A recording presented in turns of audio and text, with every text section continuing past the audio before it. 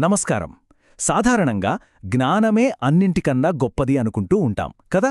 కాని ఊహించుకోండి, లోకంలో ఉన్న జ్ఞానమంతా సంపాదించేశారు, అయినా కూడా మనస్సులో ఏదో ఒక మూల తెలియని అసంతృప్తి. అప్పుడెలా? ఈరోజు మనం ఒక అద్భుతమైన ప్రాచీన కథలోకి వెళ్దాం.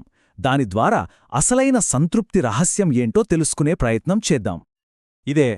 ఈ ప్రశ్నే ఈరోజు మన చర్చకు మూలం. ఒకసారి ఆలోచించండి. జీవితాంతం కష్టపడి జ్ఞానాన్ని సముద్రమంత సంపాదించిన ఒక మహానుభావుడు అన్నీ సాధించాక తనలో ఏదో వెలితి ఉందని, ఏదో లోపించిందని తెలుసుకున్నాడు. ఆయన కథ మనందరికీ ఎంతో ముఖ్యమైన పాఠం నేర్పుతుంది. సరే, మన కథలో ముఖ్య పాత్రధారి సమస్య ఏంటో పూర్తిగా అర్థం కావాలంటే మనం ముందుగా ఆయన కాలానికి వెళ్ళాలి.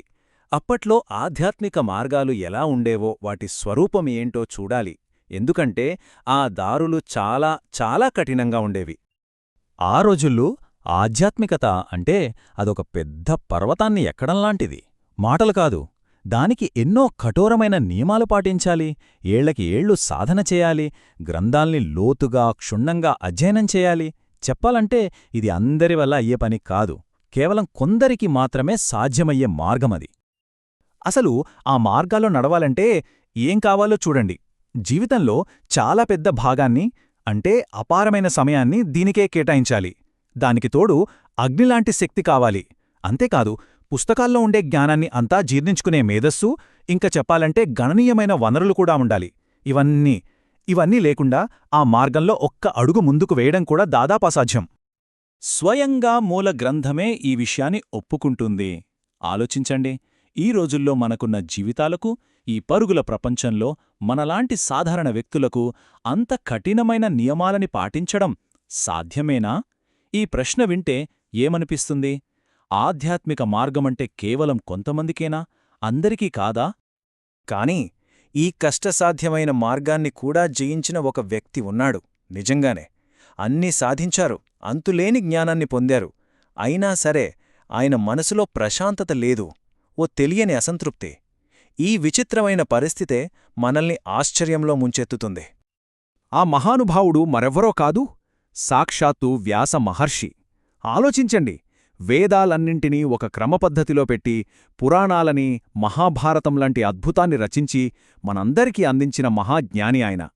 ఒక రకంగా చెప్పాలంటే ఆయనకు తెలియని శాస్త్రం లేదు, ఆయనకు అందని జ్ఞానం లేదు. ఆయనే ఒక జ్ఞాన శిఖరం. ఈ మూల గ్రంథం ఏం చెబుతోందంటే, వ్యాసుడు అంత గొప్ప పని పూర్తి చేసిన తరువాత కూడా, అంటే వేదాలని విభజించి మహాభారతంలాంటి ఇతిహాసాన్ని సృష్టించిన తరువాత కూడా ఆయన మనసులో ఏదో తెలియని అశాంతి, ప్రశాంతత లేదు. ఒక్క క్షణం ఆయన స్థానంలో ఉండి ఆలోచించి చూడండి, ఎంత విచిత్రంగా ఉంటుందో. ఇక్కడే సామూయ ముఖ్యమైన ప్రశ్న మొదలవుతోంది. ఇంత గొప్ప కార్యం సాధించారు, అన్నీ తెలుసుకున్నారు, అయినా ఎందుకు అసంతృప్తి? వ్యాసుడి హృదయం ఎందుకలా వెలితిగా ఉంది? ఆయన సంపాదించిన ఆ అపారమైన జ్ఞానం ఆయనకు ఎందుకు ఆ పరిపూర్ణతనివ్వలేకపోయింది? ఏంటి కారణం? చూసారా, ఈ ప్రశ్న కేవలం వ్యాసుడిది మాత్రమే కాదు, ఒక రకంగా మనందరిది. ఆలోచించండి, ప్రపంచంలోనే అంతటి మహాజ్ఞానికే సంతృప్తి దొరకలేదంటే దాని అర్థమేంటి? ఆయన జ్ఞానంలో ఏదో ముఖ్యమైన అంశం లోపించిందనే కదా. ఆ లోపించిన అంశం ఏంటో తెలుసుకుంటే మన జీవితాలకి కూడా ఓ ముఖ్యమైన పాఠం దొరుకుతుంది. ఇక్కడ నుంచే కథ ఒక అద్భుతమైన మలుపు తీసుకుంటోంది. వ్యాసుడు సమాధానం కోసం వెతుకుతూ ఉంటే, ఆ సమాధానం, ఆ లోపించిన అంశం ఆయన ఊహించని వైపునుంచొస్తుంది. ఏంటది? చూద్దాం. వ్యాసుడు అలా తీవ్రమైన ఆలోచనలో మునిగి ఉండగా ఆయన ఆధ్యాత్మిక గురువైన నారద మహర్షి ఒక చిరునవ్వుతో ఆయన దగ్గరకొస్తారు. వ్యాసుడి పరిస్థితిని ఆయన గమనించారు. ఇక నారదుడు చెప్పబోయే మాటలు వ్యాసుడి ఆలోచనా సరళిని సమూలంగా మార్చేస్తాయి. నారదుడి మాటలు సూటిగా వ్యాసుడి హృదయాన్ని తాకుతాయి. ఆయనంటారు, వ్యాసా, నువ్వు ధర్మం గురించి, జ్ఞానం గురించి ఎంతో అద్భుతంగా రాశావు, అన్నీ వివరించావు. కానీ ఒక ముఖ్యమైన పని చెయ్యలేదు.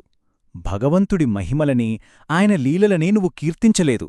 ఆ మాటల వెనుక ఉన్న అసలర్థమేంటంటే, వ్యాసుడి జ్ఞానమంతా మేధస్సు వరకే ఆగిపోయింది.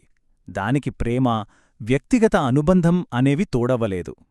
సో నారదుడు చూపించిన ఆ పరిష్కారమే భక్తి.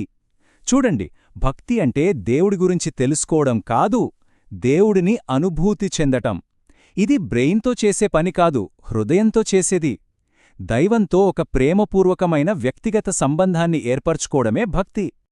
సరే, ఇప్పుడు ఈ రెండు మార్గాల్నే ఒకసారి పోల్చి చూద్దాం. ఒకవైపు మేధస్సుతో కూడిన జ్ఞానమార్గం, మరోవైపు హృదయంతో ముడిపడిన భక్తి మార్గం. వీటి మధ్య అసలు తేడా ఏంటి?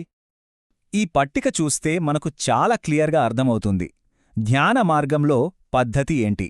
సూత్రాలని మేధస్సుతో అధ్యయనం చేయడం. దాని ఫోకస్ అంతా దేవుడి గురించి తెలుసుకోవడం మీదే ఉంటుంది. మరి రిజల్ట్? అదే అసంపూర్ణమైన సంతృప్తి. అదే భక్తి మార్గం చూస్తే దాని పద్ధతి హృదయపూర్వకంగా కీర్తించడం. దాని ఫోకస్ దేవుణ్ణి డైరెక్ట్గా అనుభవించడం. ఫలితమో ప్రగాఢమైన సంపూర్ణమైన సంతృప్తి. తేడా ఎంత స్పష్టంగా ఉందో కదా? మూల గ్రంథంలో ఒక అద్భుతమైన పోలికుంది. భక్తిలేని జ్ఞానం, ఆత్మలేని శరీరం లాంటిదట. ఎంత గొప్ప పోలిక ఆలోచించండి. ఒక అందమైన విగ్రహం ఉంది. చూడ్డానికి అద్భుతంగా ఉంది, కాని దానికి ప్రాణం లేదు. అలాగే భక్తి లేకపోతే జ్ఞానం కూడా అంతే.